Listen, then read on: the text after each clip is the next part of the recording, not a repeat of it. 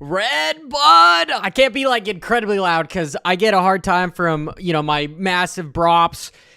People with headphones curse me. It's almost like I wouldn't say a guilty pleasure, but yeah, people, I don't want to inhibit people's hearing because it's kind of important. And I don't drink alcohol, so I've got caffeine out the wazoo, and you guys know it.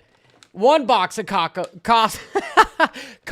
cookies, and I got a second box of Costco cookies. The it's just Sam's Club. I don't know. They're just not doing it for me as much as the Costco stuff. But, dude, Red Bud, I have to start off this show with making the obvious. Let's ban whole shot devices. Just plain and simple. I'm on the fence when it comes to the graded gates, but I do know that there is a saying that if you are not aware, you cannot change. But once you become aware, you cannot help but change. And that's just how everyday life is. It's a little bit of philosophy, stoicism, but whatever. We're not going into that. This isn't a history lesson. We're talking racing and Red Bud. Granted, there is the World Supercross. If you guys don't want to pay for the $9 for the race, it is on Fox Sports 1. I believe tomorrow at like 2 to 5. So I'm not going to break the news for that. You guys probably have to stay off your phone so you don't see who wins. But the whole shot devices. Every single round, we've had a gnarly crash. And I talked about it in my last week's video as far as the graded gates. MXGP's been doing it for a couple years, and it hasn't really been a giant problem, but there's 24 guys. They can spread out a little bit more, relatively 15 sometimes to 25. They never have a full gate of 40. The MX of Nations, yeah, they do, but that's a one-off race. And the whole shot devices create more traction. If you have a grate to where you could literally be pinned the entire time, you're going to hit the dirt a couple miles an hour faster. We might as well just have a rolling start for these guys where you get rid of the block behind them and you just let them just coast in second gear in a rolling start, because that's essentially what the metal gate is doing. And hopefully this can become addressed, because it is by no sheer... It's ironic that riders keep getting injured on the start. And so why not make it a little bit more skillful where you could literally concrete. I hated starting on concrete because you had to spin up your tire, but man, if you did it too late, the rubber cooled down, or if you did it too much, you're going to hurt yourself on the rest of the track, or you made it more slippery because you've got more rubber on the ground. It was like a fine line, and then you had to kind of finesse to slow off the gate, not this just and now we have electronic control units that are adjusting, and we've got maps that are built just for starts, and you've got this little tachometer that tells you where the bike is making the most amount of power. There's a lot of stuff that goes into testing just on this gate, so they never have to do it again because it's never going to change. Well, let's take away the whole shot device so these guys have to transfer their weight a little bit more. Like, hey, am I going to start a little bit more centered on the motorcycle, a little bit more straight up, put a little bit more traction on the ass end, or am I going to get way up on front of the bike so that I can prevent that thing from moving? They already have starting blocks for riders that are a little bit shorter, and truthfully, I really think that if you just banned whole shot devices, which isn't that hard to do. I mean, yeah, it's kind of hurting the industry just a little bit because a lot of companies make that, but most companies that make whole shot devices, they make other stuff. So I digress. I want to know in the comments below what the hell you guys think as far as helping prevent crashing when it happens to the start, because last thing we want to know or see is Hunter Lawrence getting his ass handed to him in the first turn when he is the fastest guy on the track, arguably. Well, not this weekend. It was actually Daxton that was the fastest. Here, let me look at the screen here. Look at this. Qualifying times. Fastest. Wasn't even in the primary. Was in Group B, right? 2:06. Everyone else was a 2:07. Justin Cooper.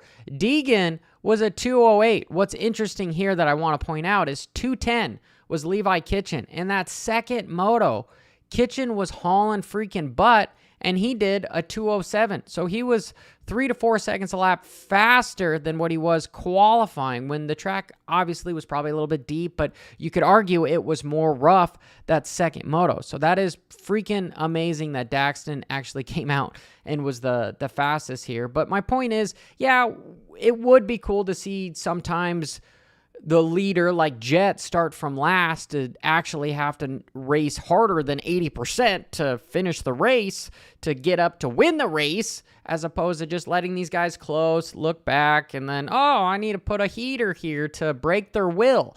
Be a little bit more exciting. And speaking of stuff being a little bit more exciting, what Ken Roxon did at High Point is what Masterpool did at Thunder Valley and Redbud. Man, the race was the privateer, holding off these guys for freaking 20 minutes. God, you know those pit boards are probably saying, dude, your paycheck is getting smaller and smaller every lap that you're letting this kid beat you. And somebody, please just, I need Bitcoin to go to $1 million so that I could throw some money at Masterpool to help him out, because it looked like his shock, which I love Stewart on the broadcast, is because he's able to pick up some stuff that other people are not. You know, he's funny for one, he's knowledgeable, and he's really analytical. You've got Wygant, who is really good at just, he's a good journalist, and he's a good head man, but Stewart brings in a little bit more of everything else that you're missing that arguably some of the other guys might not be able to do as well. And I love the little humor, but my point is he's saying, hey, it looks like his shock's looking a little weird, it's getting overheated. In that second moto, he ended up pulling off the track and his race was over with. So like, this guy deserves a factory ride. On my live show, we've talked about it, and there's maybe a little bit rumors that his family's a little bit difficult to work with, but if you're paying a bunch of money to have a rider on your team, you disconnect the two. That's pretty much how it is. You move on from it. Oh. The other thing that I want to say is it's freaking amazing that finally we have the series taking rules seriously. I've been talking about this for a couple years now, as why are these rules guidelines and not just set in stone? When was the last time you heard of infractions being relatively small, but people not getting away with it? Cooper got docked 5 points. Joe Shimoda got docked a position. It's rare that stuff happens, but it's nice to see that the sport is actually making this a little bit more of an F1. You know, I don't want to talk about politics and making it seem more liberal, where it's kind of like a dictatorship type deal. And it's capitalism, you know, but whoever has the money makes the rules, so they can do whatever they want with it, whether it's drug tests or an infraction on points, whatever. They could say, nah, it's not really that big of a deal, but it's nice to know that, hey, they're upholding what is actually written in the rule book. So I am super pumped to see that. And I want to see Masterpool get back on a factory ride.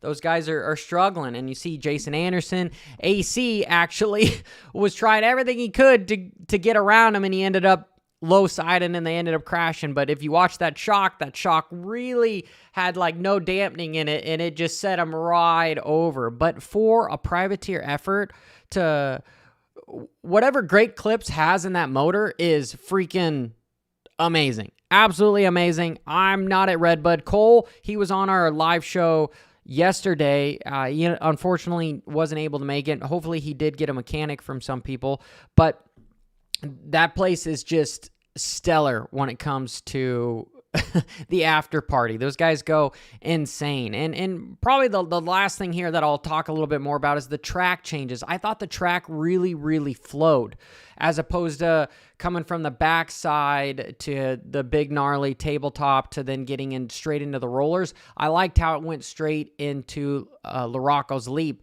And you saw some of the factory guys, Sexton, jump it from the inside a couple times, which was really, really impressive. He was doing everything he could to get around Masterpool. Again, these guys are trying a lot harder to make Masterpool and these privateers a little bit more nervous. George just said it happens in car racing too without gates or whole shot devices. Stop trying to make rules.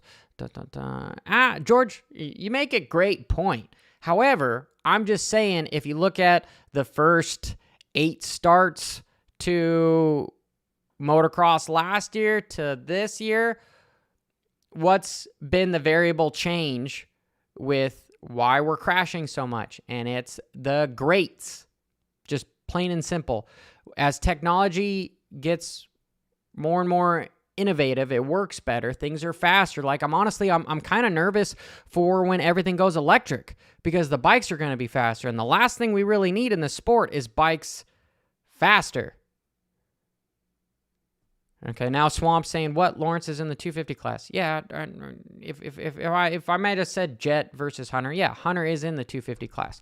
But here, I'll stop with the comments just for a second here so I can focus on my current thought. But with the electric bikes, you're starting me off on a whole nother tangent. We really need these things to get slower rather than faster, because the bikes are becoming more efficient with suspension and everything, where the rolling speed, like Redbud is a really fast track, and you saw these guys, they were not using the brakes that often. They were just hauling ass around these big turns and letting some of the bumps slow them down, because whenever you slam on the brakes, the suspension kind of locks up and it gets to that the stiffness of the stroke, and it can't move, right? We could just sit here, boom, boom, boom. You know, Johnny looks like he has Tourette's.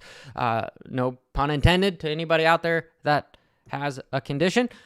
My point is, if you're wanting the suspension to move freely, you get the fuck off the brakes, and then it can move. And that's what I saw at Redbud, is a lot of these guys moving. And, you know, I've had some really smart engineers on the podcast before that I'm going to separate and make into a video. Derek Harris was talking a lot about, hey, what Star Yamaha was able to do for Tomac as far as making the first couple inches really soft, and then the second spot quite a bit stiffer, and then the final, like he used the analogy for trophy trucks. He looked that they have like 3 different chambers for all that stuff. So my point is, just technology is getting better. You know, computer processing power doubles every 18 months. Just wait until we get more quantum computing type processing chips and and then we move it over. Anyway, my point is, speeds are going to get faster even when we get to electric, because the motors are going to be able to get up to speed right away. So how do you kind of prevent